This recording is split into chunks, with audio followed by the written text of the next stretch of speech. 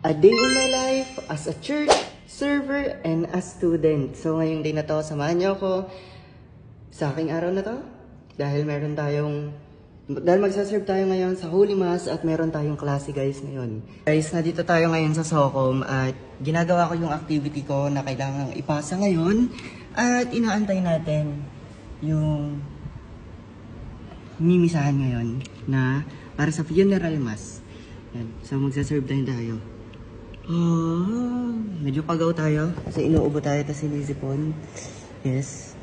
So ginagawa ko muna yung activities na kailangang ipasa sa Sabado. Diba? Let's go. Ganito guys, gawain ko guys dito.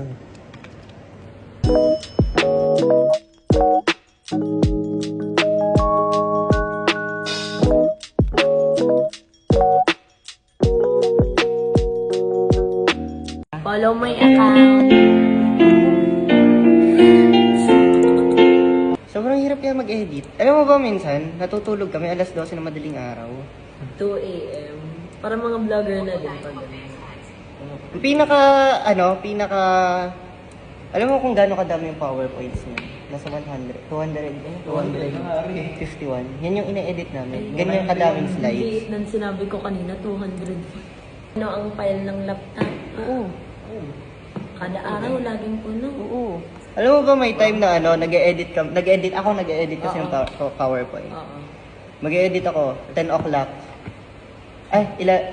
Umuwi kami galing dito sa simbahan, 10 o'clock. 10 kami natapos sa park ng gabi. Ay, gabi na. Kailangan namin matapos siya ng kinabukasan kasi alas 3 na madaling araw na dito kami for the preparation nun eh. Tinapos ko yung PowerPoint ng gano'n kadami? 500 slides ata. 1 hour. Tinapos ko bago mag 11:59. Parang ginayon mo na din bago mag-New Year Oo. Sobra. Yung first time kong nagawa yun. Tapos kinabukasan gumising ako madaling araw. Tinapos ko lahat ng ine-edit ko. Pero tapos ko na yung PowerPoint, yung iba na ine-edit. Buti before 12, nagawa mo na din. Ganun ginagawa namin pag piyesta. Pag piyesta, mapapansin mo, late kami minsan. Pag piyesta, sa mismong araw kami nag-edit. Hindi kami nag-a-day before. Hindi kayo parang day before, yung parang mismong that day na yun. Oo. Minsan on the spot kami. The spot? Oo, minsan mapapansin nyo, nagtatakbuhan kami dito. Yung parang May time nagtatakbuhan kami dito. nagsushooting. May time na, may mali sa projector. Kailangan namin on the spot edit. May time na mapupunta kami sa sulok. Pag nasa sulok kami, naggagaganong kami ng cellphone. Yung parang Nag-chat kami sa mga GC, paki-edit nito. Meantime, dun kami nag-e-edit. Ay. Akala nila, nagsa-cellphone kami. Oo, nagsa-cellphone kami that time, pero nag-e-edit kami. Yung nagmamadali na. Oo, nagmamadali na kami. Kasi may time talaga na, tulad exam, ang pinakamahirap na nangyayari sa Socom, mali ang readings. Ay. Yung spelling. Hindi sa yung mali. Yung lettering. Buong readings. Example natin, prepared kami. Kumbaga, nasabihan na kami, eto yung readings. Oo. May time biglang babaguhin. Ay. Kailangan namin mag-edit agad. Edit. So, eto, hindi namin magagalaw yan. Dito kami, lipat kami dito. Nagagalaw namin siya dito. Dito kami nag-edit agad. Ayun, kada slide transfer kailangan. din Oo, automatic magta-transfer siya. Yun yung isa sa mga mahirap na pagsubok ng Socom lagi sa amin. Na kala nila madali.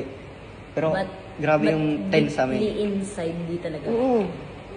Iyak siya. Tapos bigla ako naawa sa kanya. Sabi ko, Eh? oo, sabi ko sa kanya, umattend ka muna ng TC or give yourself kahit yung konting oras sa sarili niya lang muna talaga mismo. Bakit? Hindi kasi, di ba, on that time, di ba, nakatulog kayo dito sa may, sa parish, ng, Holy Week. Mm-mm. Siguro ata yung sa sobrang puyat ata yun, hindi ako nagkakamali. Ano ba na nag-procession kaming walang kain? Huh? Kailan? I think Holy Week ata.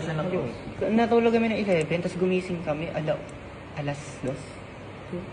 1 nag-alarm ako, gumising ako ng 1.